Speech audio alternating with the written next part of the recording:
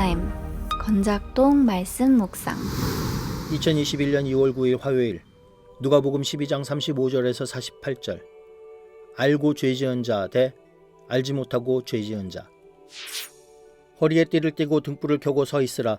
너희는 마치 그 주인이 혼인집에서 돌아와 문을 두드리면 곧 열어주려고 기다리는 사람과 같이 되라. 주인이 와서 깨어있는 것을 보면 그 종들은 복이 있으리로다. 내가 진실로 너희에게 이르노니 주인이 띠를 띠고 그 종들을 자리에 앉히고 나와 수종들리라. 주인이 혹 2경에나 혹 3경에 이르러서도 종들이 그같이 하고 있는 것을 보면 그 종들은 복이 있으리로다. 너희도 아는 바니 집주인이 만일 도둑이 어느 때에 이를 줄 알았더라면 그 집을 뚫지 못하게 하였으리라. 그러므로 너희도 준비하고 있으라. 생각하지 않은 때에 인자가 오리라 하시니라. 베드로가 여짜오되 주께서 이 비유를 우리에게 하심이니이까 모든 사람에게 하심이니이까. 주께서 이르시되 지혜 있고 진실한 청지기가 되어 주인에게 그 집 종들을 맡아 때를 따라 양식을 나누어 줄 자가 누구냐. 주인이 이를 때 그 종이 그렇게 하는 것을 보면 그 종은 복이 있으리로다. 내가 참으로 너희에게 이르노니 주인이 그 모든 소유를 그에게 맡기리라. 만일 그 종이 마음에 생각하기를 주인이 더디오리라 하여 남녀 종들을 때리며 먹고 마시고 취하게 되면 생각하지 않는 날 알지 못하는 시각에 그 종의 주인이 이르러 엄히 때리고 신실하지 아니한 자의 받는 벌에 처하리니 주인의 뜻을 알고도 준비하지 아니하고 그 뜻대로 행하지 아니한 종은 많이 맞을 것이요 알지 못하고 맞을 일을 행한 종은 적게 맞으리라. 무릎 많이 받은 자에게는 많이 요구할 것이요 많이 맡은 자에게는 많이 달라 할 것이니라.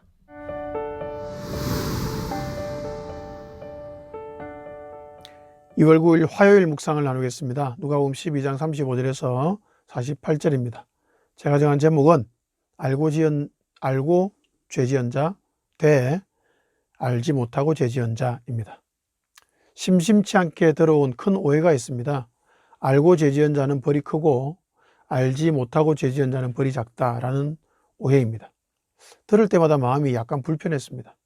알지 않는 것이 더 좋다라는 뉘앙스를 가지는 경우가 많았기 때문입니다.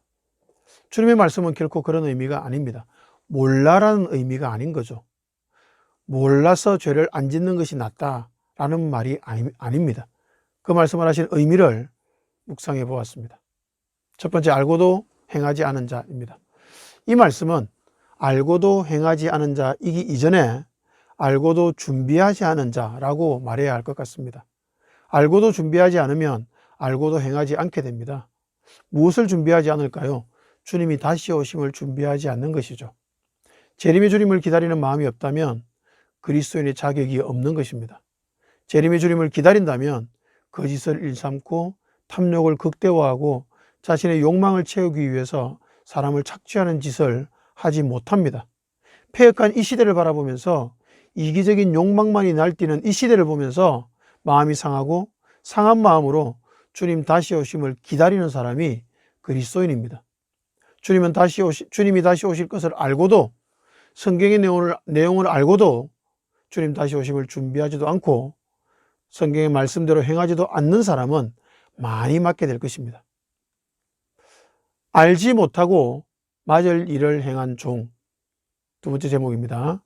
알지 못하고 맞을 일을 행하면 괜찮을까요?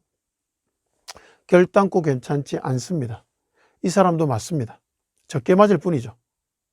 주님의 말씀의 초점은 알지 못해도 된다, 몰라도 된다가 아니라 반드시 알아야 한다, 그리고 아는 대로 행해야 한다 입니다. 알지 못하고 맞을 일을 해도 반드시 맞습니다. 여러분, 심판을 모른다고 해서 심판을 피해갈 수는 없는 것입니다. 알지 못하는 것이 절대로 미덕일 수 없습니다. 그렇다면 무엇을 알아야 될까요? 알아야 살고, 알아야 심판을 면하고, 알아야 성도다운 성도가 될 수 있고, 알아야 사람다운 사람이 될 수 있는데 도대체 무엇을 알아야 될까요?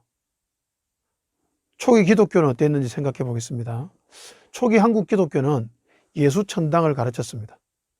예수 믿어서 구원받는다는 진리를 가르쳤죠. 그 당시에는 예수를 믿으면 구원받는다는 사실을 알아야만 했습니다. 복음이 전혀 전해지지 않았을 때이고 그 단순한 사실을 모르는 사람이 많았기 때문입니다. 가장 단순하고 완전한 진리인 예수 천당을 알아야만 했습니다. 현대 기독교는 어떨까요?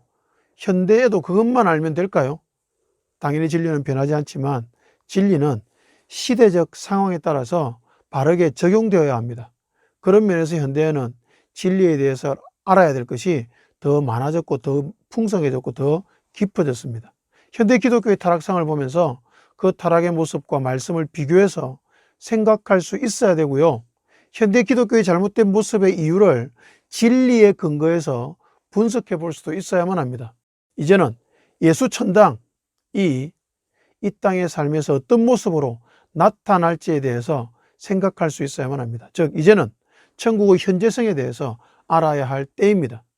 미래에 다가올 그런 천국과 이 땅에서 이루어가야 되는 천국 사이의 갈등 속에서 우리는 살아가고 있습니다. 그 사실을 알아야 되죠. 그것을 요약해서 신학적으로 이미와 아직 사이라고 말합니다. 천국은 이미 임했고 아직 오지 않았습니다.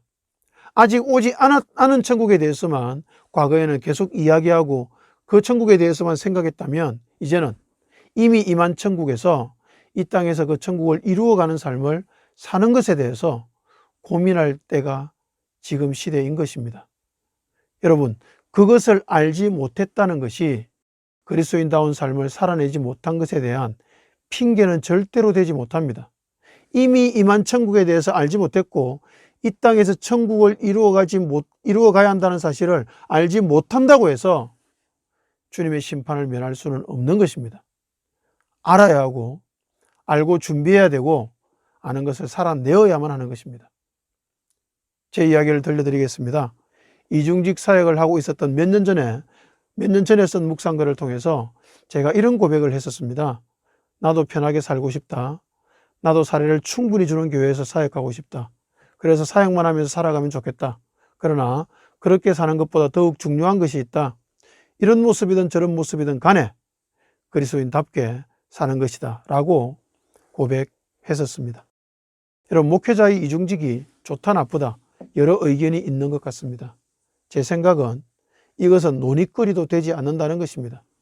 교회가 목회자의 생활비를 책임지지 못하면 목회자가 일하면 되고요. 교회가 목회자의 생활비를 책임져 준다면 사역에만 집중하면 됩니다. 그래서 목회자의 월급을 사례라고 부르는 것이 아닙니까? 중요한 것은 이런 모양이든 저런 모양이든 집중해야 할 것이 무엇인지 아는 것입니다. 이중직을 하느냐 하지 않느냐 여기에 집중할 것이 아니라 그리스도인답게 사냐 살지 않느냐 그것에 집중해야 한다는 것입니다. 성도들과 함께 좋은 그리스도인으로 살아가는 것 그것이 중요한 것입니다. 삶이 중요합니다. 함께 격려하고 함께 돕고 위로하고 세워가면서 함께 그리스도인으로서의 삶을 살아가는 것만이 이 시대에 우리가 살아가야 될 유일한 삶의 방향입니다. 그런데 무엇을 격려하고 무엇을 도와야 할까요? 복음의 바른 내용을 알도록 돕고 그 내용대로 살아가도록 돕는 것입니다. 그 삶을 바르게 살아가는 저와 여러분의 삶이 되시기를 주님 이름으로 축복합니다. 아멘.